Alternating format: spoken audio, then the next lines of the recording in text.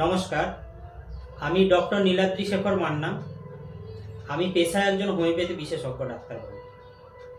আজকে নিদ্রাহীনতা বা ইনসোমেনিয়ার হোমিওপ্যাথি যে চিকিৎসা সেটা নিয়ে কথা বলবো।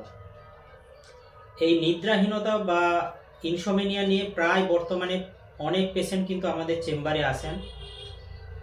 বর্তমান কর্মব্যস্ত জীবনে সবাই ব্যস্ত এবং অনেক মানসিক প্রেসার, টেনশন সবাই কিন্তু কম বেশি এর জন্য ভুক্তভোগী। এই ঘুম হচ্ছে না বা নিদ্রাহীনতার যদি কারণ বলতে হয়, তাহলে আমরা মেডিকেলে সাধারণত একে দুটো কারণে ভাগ করে রাখি।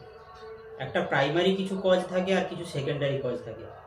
প্রাইমারি কজ বলতে যেখানে কোনো প্রপার কোনো শরীরে কোনো অসুখ নেই, কিন্তু নিদ্রাহীনতা তার সমস্যায় পরিণত হয়েছে। যদি কোনো পেশেন্ট খুব মেন্টাল স্ট্রেস, টেনশন বা খুব প্রেসারের মধ্যে থাকে, হঠাৎ করে কোনো দুঃসংবাদ পাওয়া বা ফ্যামিলিতে কেউ মারা যাওয়া বা কোনো রিলেশনের মধ্যে ব্রেকআপ হয়ে যাওয়া, এসব কারণে হতে পারে।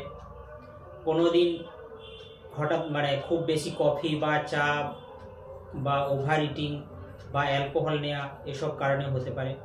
বা এমন জায়গায় ঘুমোচ্ছে সেখানে খুব লাইট বা খুব নয়েজ আছে বা টেম্পারেচার খুব কমফর্ট নয়, সেসব কারণে হতে পারে।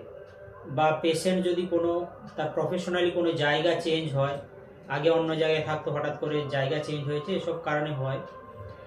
এই যে কারণগুলো, এগুলোকে প্রাইমারি ইনসোমেনিয়া বলা হয়। এসব ক্ষেত্রে কিছু মেডিকেশান এবং কিছু লাইফস্টাইল চেঞ্জ করলে কিন্তু আস্তে আস্তে পেশেন্ট সাধারণত নর্মাল জায়গায় চলে যায়। এছাড়া সেকেন্ডারি ইনসোমেনিয়া, যে ক্ষেত্রে কোনো ডিজিজ থাকছে শরীরের মধ্যে, তার জন্য কিন্তু এই নিদ্রাহীনতা তৈরি হয়, যেগুলো কিন্তু খুব সহজে যায় না, যেটার জন্য লং স্ট্যান্ডিং ট্রিটমেন্টের দরকার হয়। সাধারণত কিছু অসুখের জন্য হয়, অনেক সময় কোনো অসুখের জন্য খুব বেশি যদি শরীরে কোনো ব্যথা তৈরি হয়, তাহলে পেশেন্ট কিন্তু এরকম হতে পারে। খুব ক্রনিক কোনো ব্রঙ্কিয়াল অ্যাজমা বা সিওপিডি বা কোনো লাংসের কোনো অসুখের জন্য, কাশির জন্য হতে পারে। এছাড়া কোনো ক্যান্সারের ব্যথা, তার জন্য তীব্র ব্যথা অনুভব হচ্ছে, তার জন্য হতে পারে। এছাড়া কিছু যখন ওষুধ কন্টিনিউয়াস কোনো এলোপ্যাথি ওষুধ খাচ্ছে, সুগার, প্রেসার বা হার্টের জন্য বা কোলেস্টেরলের জন্য, তার সাইড এফেক্টের জন্য কিন্তু অনেক সময় এই নিদ্রাহীনতা তৈরি হয়। এছাড়া যদি কেউ খুব ক্রনিক অ্যালকোহলিক পেশেন্ট হয়, সেক্ষেত্রেও কিন্তু হতে পারে। তো প্রাইমারি হোক, সেকেন্ডারি হোক, সব ক্ষেত্রে কিন্তু হোমিওপ্যাথি খুব ভালো ট্রিটমেন্ট আছে। টোটালিটি অফ সিমটমের ভিত্তিতে আমরা পেশেন্টদের চিকিৎসা করে থাকি এবং ওষুধ দিই। সাধারণত যে ওষুধগুলো আসে তার মধ্যে কফিয়া ক্রুডা 200, এই ওষুধটা দেয়া হয় যখন খুব বেশি মেন্টাল প্রেশার থাকে পেশেন্টের, ঘুম হচ্ছে না, সেক্ষেত্রে কিন্তু এই ওষুধটা দিনে একবার দেয়া হয়, 1 ফোঁটা কি 2 ফোঁটা, তাতেই কিন্তু খুব ভালো কাজ হয়। এছাড়া কিছু মাদার টিংচার ব্যবহার করা হয়, প্যাসিফ্লোরা মাদার, ভেলারিয়ানা অফিসিনালিস মাদার, এই মাদারগুলো যে কোনো একটা, এটাও কিন্তু খুব ভালো কাজ করে। 10 থেকে 15 ফোঁটা 1/2 কাপ জলের মধ্যে দিনে একবার কি 2 বার গুলে খেতে বলা হয়। এছাড়া খুব কমন একটা ওষুধ, সবাই কম বেশি জানেন, নাক্স ভূমিকা 30, নাক্স ভূমিকা 30 শক্তির এই ওষুধটাও কিন্তু 1 ফোঁটা বা 2 ফোঁটা রাত্রে ঘুমোতে যাওয়ার আগে পেশেন্টকে নিতে বলা হয়। তো এটাও কিন্তু খুব ভালো কাজ করে।